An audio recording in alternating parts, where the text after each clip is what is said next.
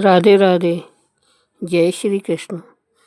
दोस्तों, आज हम जानेंगे कि श्री कृष्ण भगवान जगन्नाथ जी महाराज कैसे बने। एक बार भगवान श्री कृष्ण सो रहे थे और निद्रा अवस्था में उनके मुख से राधा जी का नाम निकला। पटरानियों को लगा कि वह प्रभु की इतनी सेवा करती है, परंतु प्रभु को सबसे ज़्यादा राधा जी का ही स्मरण रहता है। रुक्मणी जी एवं अन्य रानियों ने रोहिणी जी से राधा रानी व श्री कृष्ण के प्रेम व ब्रज लीलाओं का वर्णन करने की प्रार्थना की। माता ने कथा सुनाने की हामी तो भर दी, लेकिन यह भी कहा कि श्री कृष्ण व बलराम को इसकी भनक भी न लगनी चाहिए। तय हुआ कि सभी रानियों को रोहिणी जी एक गुप्त स्थान पर कथा सुनाएंगी, वहाँ कोई और ना आए। इसके लिए सुभद्रा जी को पहरा देने के लिए मना लिया गया। सुभद्रा जी को आदेश दिया गया कि स्वयं श्री कृष्ण या बलराम जी भी आए तो उन्हें भी अंदर न आने देना। माता ने कथा सुनानी आरंभ की। सुभद्रा द्वार पर तैनात थी। थोड़ी देर में ही श्री कृष्ण एवं बलराम जी वहां आ पहुंचे। सुभद्रा ने उन्हें अंदर जाने से रोक दिया। इससे भगवान श्री कृष्ण को कुछ संदेह हुआ। वे बाहर से ही अपनी सूक्ष्म शक्ति द्वारा अंदर की माता द्वारा वर्णित ब्रज लीलाओं को आनंद लेकर सुनने लगे। बलराम जी भी कथा का आनंद लेने लगे। कथा सुनते सुनते श्री कृष्ण, बलराम व सुभद्रा के हृदय में ब्रज के प्रति अद्भुत प्रेम भाव उत्पन्न हो गया। उस भाव में उनके हाथ पैर सिकुड़ने लगे, जैसे बाल्यकाल में थे। तीनों राधा जी की कथा में ऐसे विभोर हुए कि मूर्ति के समान जड़ प्रतीत होने लगे। बड़े ध्यानपूर्वक देखने पर भी उनके हाथ पैर दिखाई नहीं देते थे। सुदर्शन जी ने द्रवित होकर लंबा रूप धारण कर लिया। उसी समय देव मुनि नारद वहां पहुंचे। भगवान के इस रूप को देखकर आश्चर्यचकित हो गए और निहारते रहे। कुछ समय बाद जब तंद्रा भंग हुई तो नारद जी ने प्रणाम करके भगवान श्री कृष्ण से कहा, हे प्रभु, मेरी इच्छा है कि मैंने आज जो रूप देखा है वह रूप आपके भक्तजनों को पृथ्वीलोक पर चिरकाल तक देखने को मिले। आप इस रूप में पृथ्वी पर वास करें। भगवान श्री कृष्ण नारद जी की बात से प्रसन्न हुए और उन्होंने कहा कि ऐसा ही होगा। कलिकाल में भी इसी रूप में नीलांचल क्षेत्र में अपना स्वरूप प्रकट करूंगा।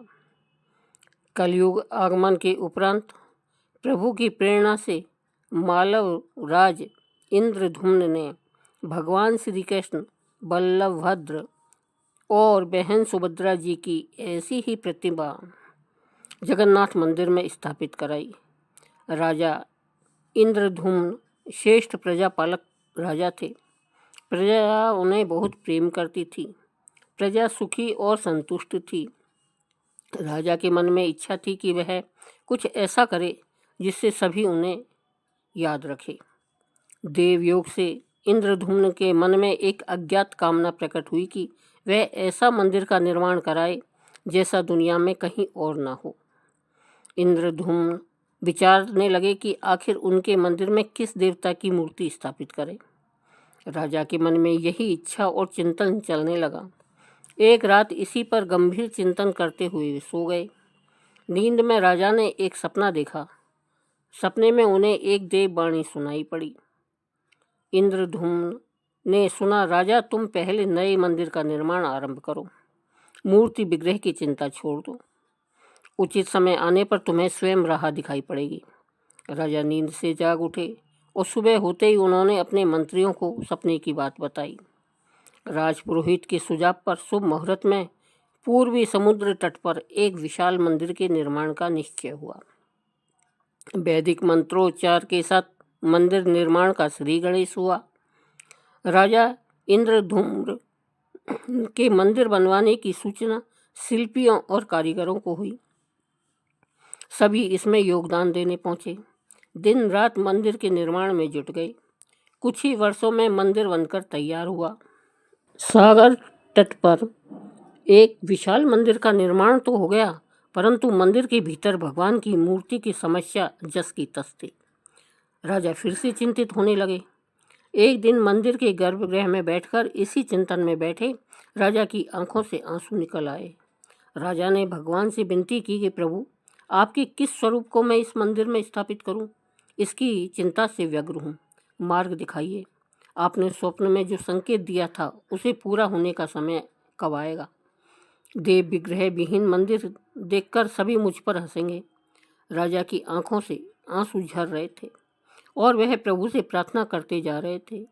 प्रभु, आपके आशीर्वाद से मेरा बड़ा सम्मान है। प्रजा समझेगी कि मैंने झूठ मूठ में स्वप्न में आपके आदेश की बात कहकर इतना बड़ा श्रम करवाया है। हे प्रभु, मार्ग दिखाइए। राजा दुखी मन से अपने महल में चले गए।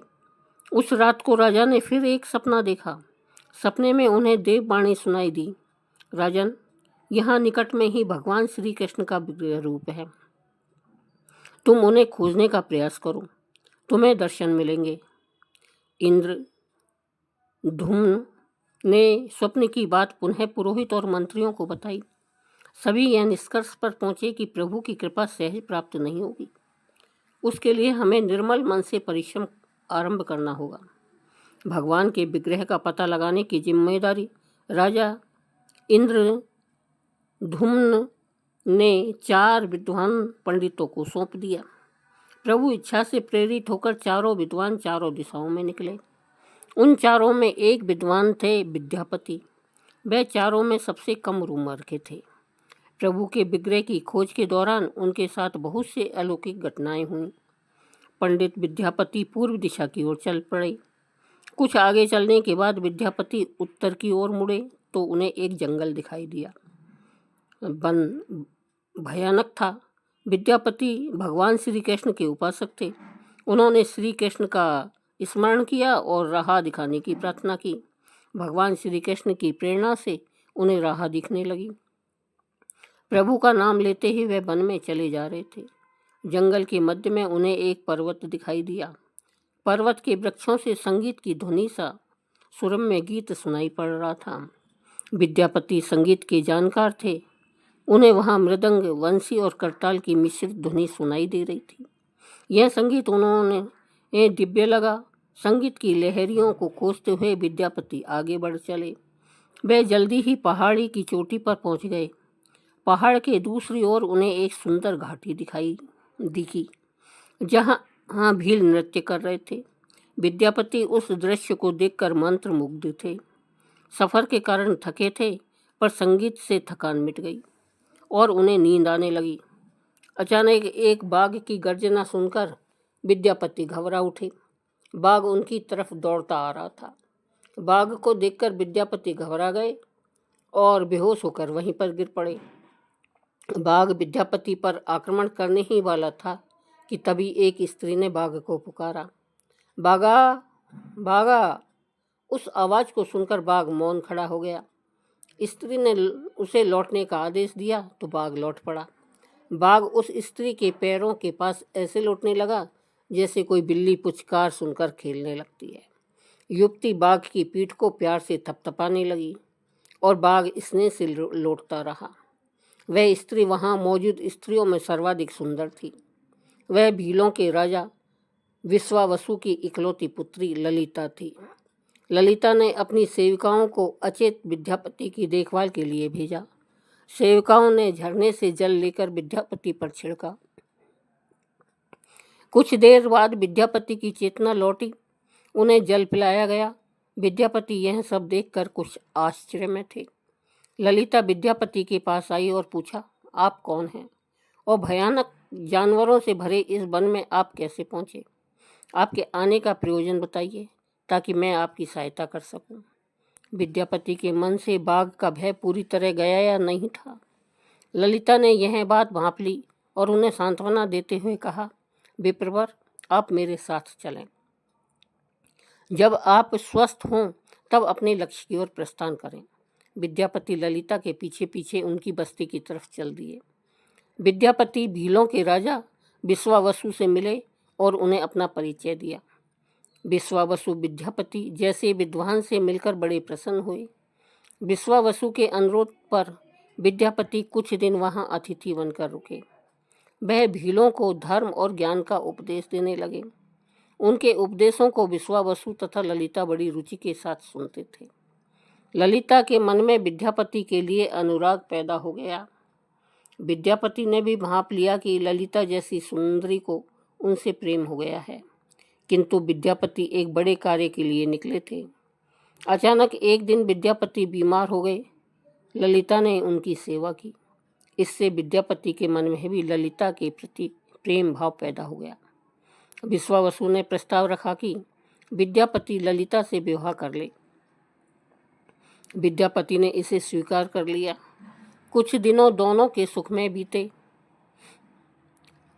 ललिता से विवाह करके विद्यापति प्रसन्न तो था, पर जिस महत्वपूर्ण कार्य के लिए वह आए थे वह अधूरा था।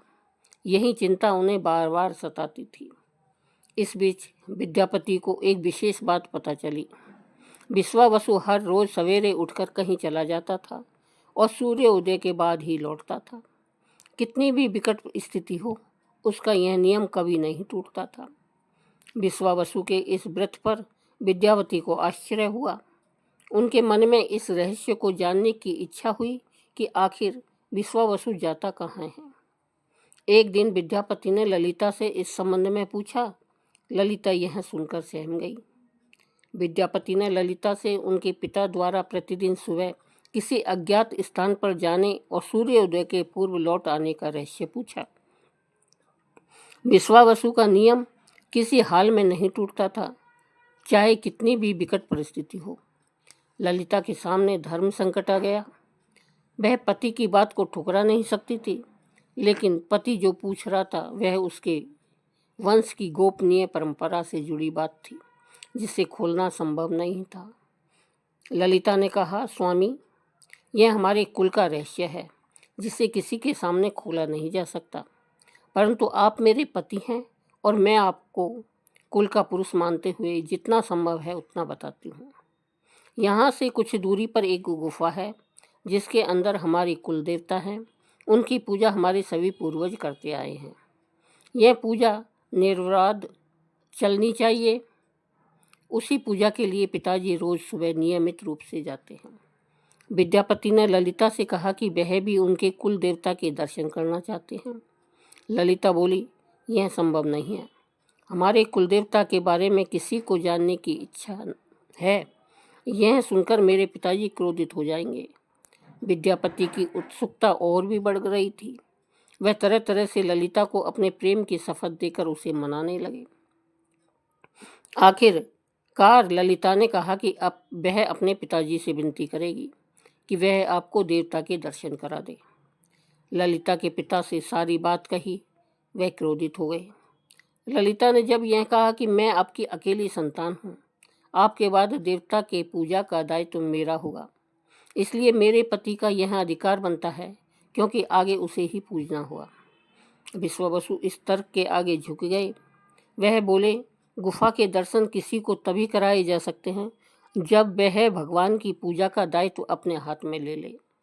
विद्यापति ने दायित्व स्वीकार कर लिया तो विश्वावसु देवता के दर्शन कराने को राजी हो गए।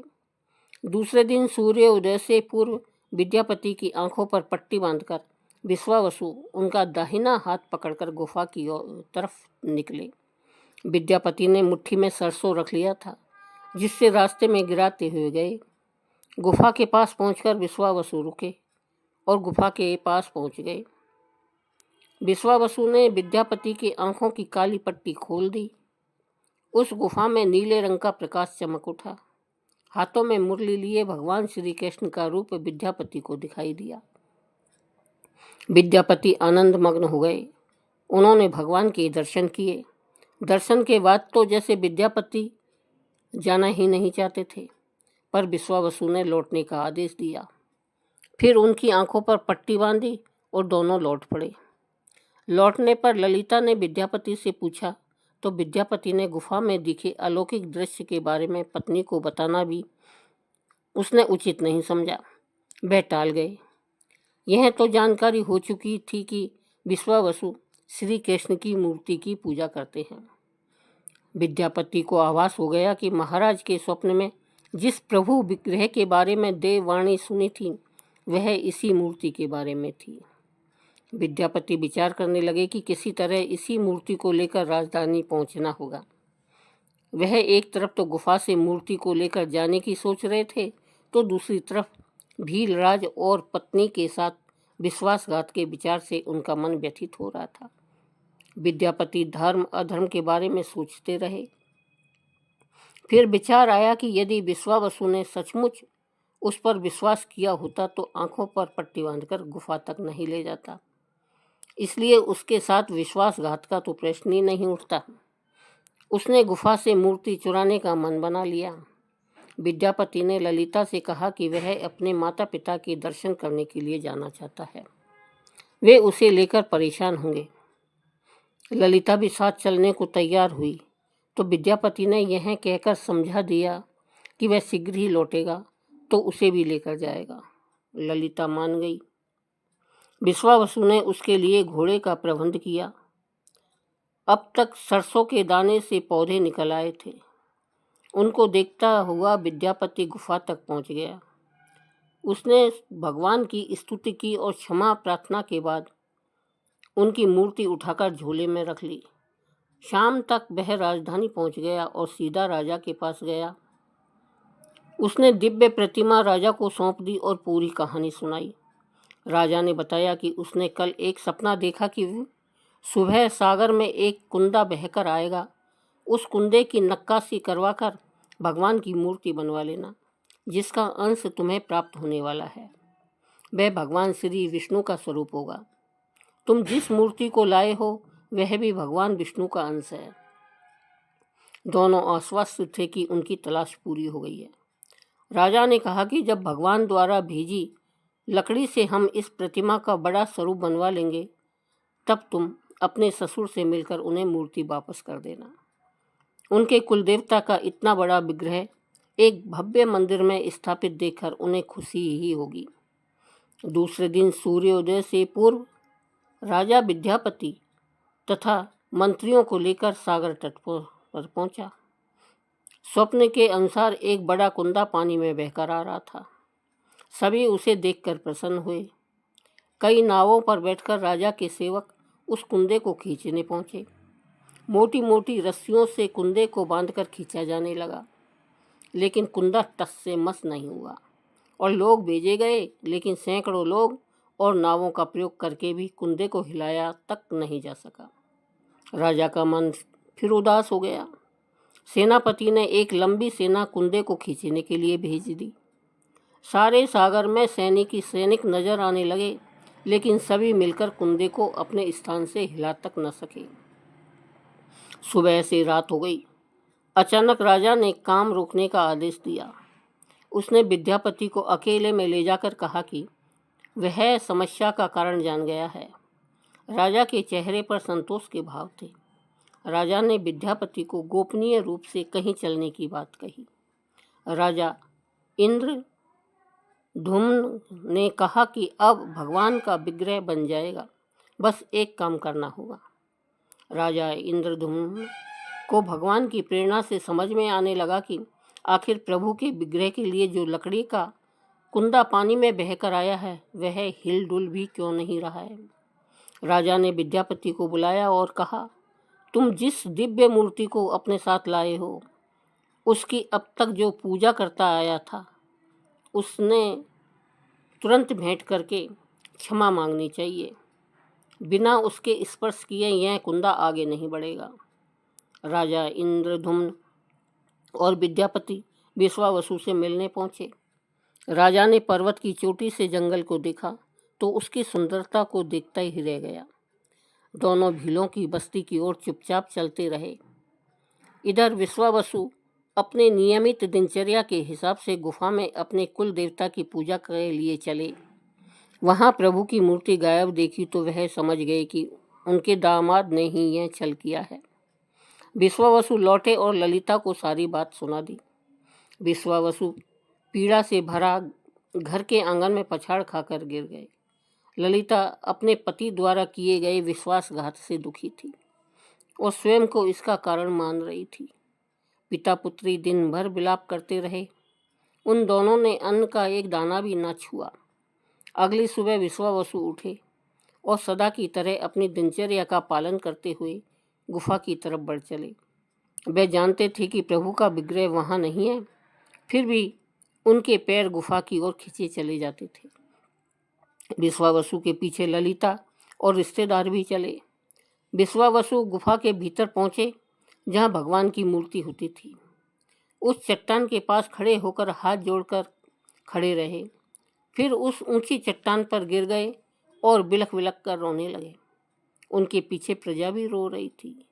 एक भील युवक भागता हुआ गुफा के पास आया और बताया कि उनके महाराज और उनके साथ विद्यापति को बस्ती की ओर आते हुए देखा है।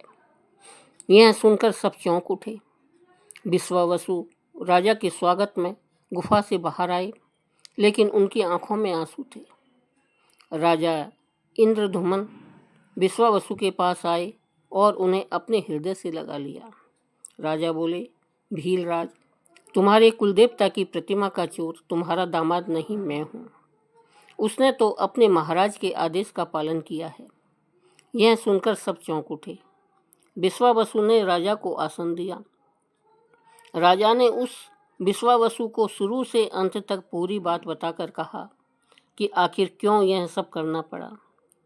फिर राजा ने उनसे अपने स्वप्न और फिर जगन्नाथपुरी में सागर तट पर मंदिर निर्माण की बात कह सुनाई। राजा ने विश्वावसु से प्रार्थना की, भील सरदार विश्वावसु, कई पीढ़ियों से आपके वंश के लोग भगवान की मूर्ति को पूजते आए हैं। भगवान के उस विग्रह के दर्शन सभी को मिले, इसके लिए आपकी सहायता चाहिए। ईश्वर द्वारा भेजे गए लकड़ी के कुंदे से बनी मूर्ति के भीतर हम इस दिव्य मूर्ति को सुरक्षित रखना चाहते हैं। अपने कुल की प्रतिमा को पुरी के मंदिर में स्थापित करने की अनुमति दो। उस कुंदे को तुम स्पर्श करोगे तभी वह हिलेगा। विश्वावसु राजी हो गए। राजा सपरिवार विश्वावसु को लेकर सागर तट पर पहुंचे। विश्वावसु ने कुंदे को छुआ और छूते ही कुंदा अपने आप तैरता हुआ किनारे पर आ लगा। राजा के सेवकों ने उस कुंदे को राजमहल में पहुंचा दिया। अगले दिन मूर्तिकारों और शिल्पियों को राजा ने बुलाकर मंत्रणा की कि आखिर इस कुंदे से कौन सी देव मूर्ति बनाना शुभदायक होगा। मूर्तिकारों ने कह दिया कि वे पत्थर की मूर्ति बनाना तो जानते हैं, लेकिन लकड़ी की मूर्ति बनाने का उन्हें ज्ञान नहीं है। एक नए विघ्न के पैदा होने से राजा फिर चिंतित हो गए। उसी समय वहाँ एक बूढ़ा आदमी आया। उसने राजा से कहा, इस मंदिर में आप भगवान श्री कृष्ण को उनके भाई बलभद्र तथा बहन सुभद्रा के साथ विराजमान करें। इस देव योग का यही संकेत है। राजा को उस बूढ़े व्यक्ति की बात से सांत्वना तो मिली, लेकिन समस्या यह थी कि आखिर मूर्ति बने कैसे। उस बूढ़े ने कहा कि मैं इस कला में कुशल हूँ, मैं इस पवित्र कार्य को पूरा करूँगा और मूर्तियाँ बनाऊँगा, पर मेरी एक शर्त है। राजा प्रसन्न हो गए और उनकी शर्त पूछी। बूढ़े शिल्पकार ने कहा, मैं भगवान की मूर्ति के निर्माण का काम एकांत में करूँगा। मैं यह काम बंद कमरे में करूँगा। कार्य पूरा करने के बाद मैं स्वयं दरवाज़ा खोलकर बाहर आऊँगा। इस बीच कोई मुझे नहीं बुलाएगा। राजा सहमत तो थे, लेकिन उन्हें एक चिंता हुई और बोले, यदि कोई आपके पास नहीं आएगा तो ऐसी हालत में आपके खाने पीने की व्यवस्था कैसे होगी। शिल्पी ने कहा, जब तक मेरा काम पूर्ण नहीं होता मैं कुछ खाता पीता नहीं हूँ। राज मंदिर के एक विशाल कक्ष में उस बूढ़े शिल्पी ने स्वयं को 21 दिनों के लिए बंद कर लिया और काम शुरू कर दिया। भीतर से आवाज़ें आती थी। महारानी गुंडीचा देवी दरवाजे से कान लगाकर अक्सर छेनी हथौड़े के चलने की आवाज़ें सुना करती थी। महारानी रोज की तरह कमरे के दरवाजे से कान लगाए खड़ी थी। 15 दिन बीते थे कि उन्हें कमरे से आवाज़ सुनाई पड़नी बंद हो गई। जब मूर्तिकार के काम करने की कोई आवाज़ ना पड़ी तो रानी चिंतित हो गई। उन्हें लगा कि वृद्ध आदमी है, खाता पीता भी नहीं है, कहीं उसके हाथ और उसके साथ कुछ अनिष्ट न हो गया हो। व्याकुल होकर रानी ने दरवाजे को धक्का देकर खोला और भीतर झांककर देखा। महारानी गुंडीचा देवी ने इस तरह मूर्तिकार को दिया हुआ वचन भंग कर दिया। मूर्तिकार अभी मूर्तियां बना रहा था परंतु रानी को देखते ही वह अदृश्य हो गए। मूर्ति निर्माण का कार्य अभी तक पूरा नहीं हुआ था। हाथ पैर का निर्माण पूर्ण नहीं हुआ था। वृद्ध शिल्पकार के रूप में स्वयं देवताओं के शिल्पी भगवान विश्वकर्मा आए थे। उनके अदृश्य होते ही मूर्तियां अधूरी रह गई। इसी कारण आज भी यह मूर्तियां वैसी ही है। उन प्रतिमाओं को ही मंदिर में स्थापित करा गया। कहते हैं विश्वावसु संभवतः उस जरा बहेलिया का वंशज था जिसने अनजाने में भगवान कृष्ण की हत्या कर दी थी। विश्वावसु शायद भगवान श्री कृष्ण के पवित्र अवशेषों की पूजा करता था। ये अवशेष मूर्तियों में छिपाकर रखे गए थे। विद्यापति और ललिता के वंशज, जिन्हें दैत्यपति कहते हैं, उनका परिवार ही यहाँ अब तक पूजा करता है। जय श्री कृष्ण। बोलो जगन्नाथ महाराज की जय। अगर वीडियो पसंद आई हो तो वीडियो को लाइक करें, हमारे चैनल को सब्सक्राइब करें। धन्यवाद।